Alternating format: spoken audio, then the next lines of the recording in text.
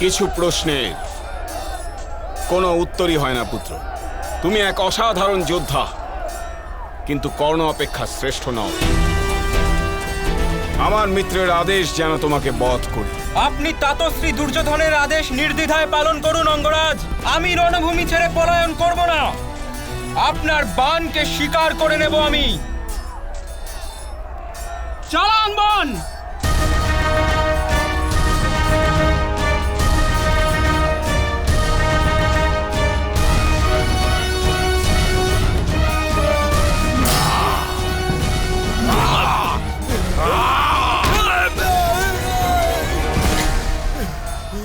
যদি এক পাও এগোও দুর্যোধন, তবে এর মৃত্যু কিন্তু নিশ্চিত।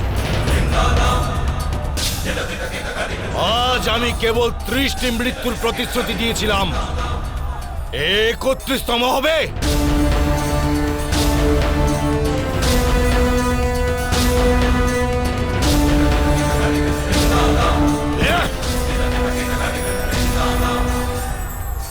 আজকের গণনা পূর্ণ হয়ে গেছে দুর্যোধন। স্মরণ রেখো, ভীম কখনো প্রতিশ্রুতি ভঙ্গ করে না, নিজের প্রতিশ্রুতি। কুরু সম্রাট ধৃতরাষ্ট্রের সমস্ত পুত্রের মৃত্যু আমার হাতেই ঘটবে।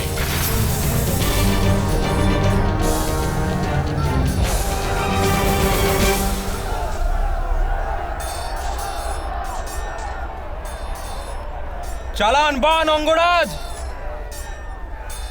আমার পিতামহী কুন্তী আমাকে বলেছিলেন, আপনি আমার পিতাশ্রী অর্জুনের ন্যায় সমর্থ ধনুর্ধারী। আজ আমাকেও নিজের শৌর্যের পরিচয় দিন।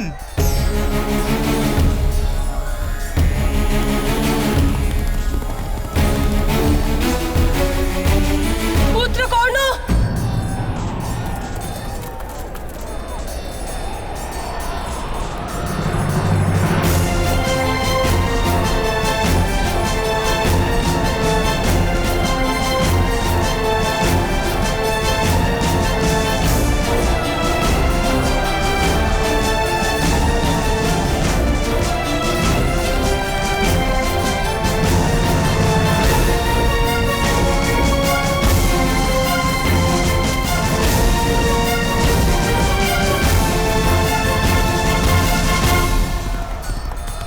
নিক্ষেপের পূর্বে একটা কথা অবশ্যই স্মরণ করো পুত্র, যে তোমার ভ্রাতুষ্পুত্র,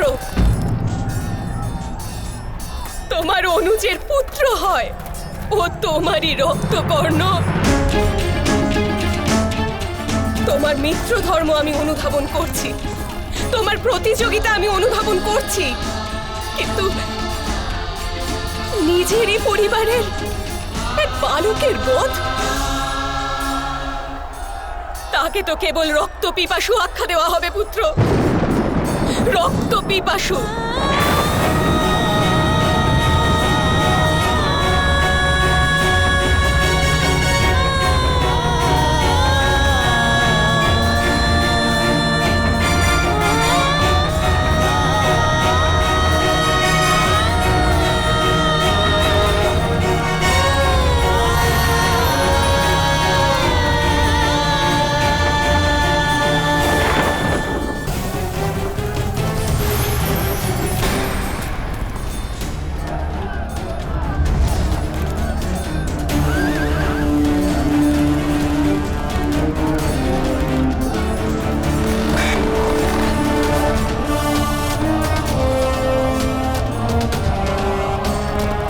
প্রতীক্ষা করছেন অঙ্গরাজ কর্ণ?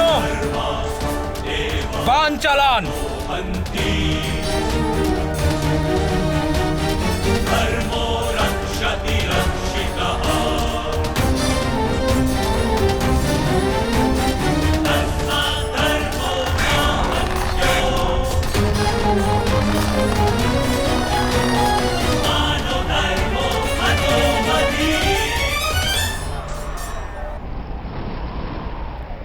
চালান্তি রঙ্গরাজ কর্ণ।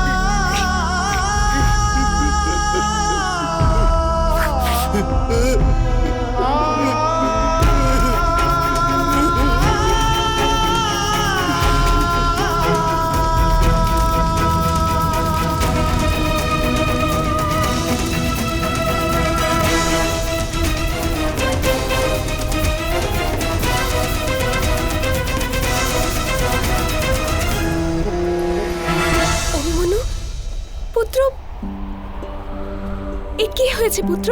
কে তোমায় এইভাবে আঘাত করলো? চিন্তা করবেন না মাতা, তাতশ্রীর ঔষধি দ্বারা সুস্থ হয়ে যাব আমি। আমাকে কাল পুনরায় রণভূমিতে দাঁড়াতে দেখবেন। কিন্তু এ কেমন করে হলো পুত্র? তোমার রক্ষার জন্য ওখানে কেউ ছিল না কেন? আমার রক্ষা হেতু স্বয়ং ঈশ্বর ছিলেন মাতা। অঙ্গরাজ কর্ণ নিজের ধনুক তোলেন আর স্বর নিক্ষেপও করেন, কিন্তু অন্তিম ক্ষণে ওনার মনোযোগ বিচ্ছিন্ন হয়ে পড়ে।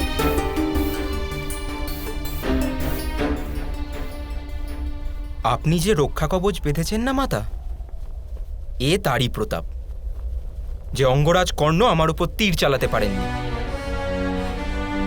এরূপ প্রতিপন্ন হলো যেন কোনো অদৃশ্য শক্তি ওনাকে রোধ করেছে।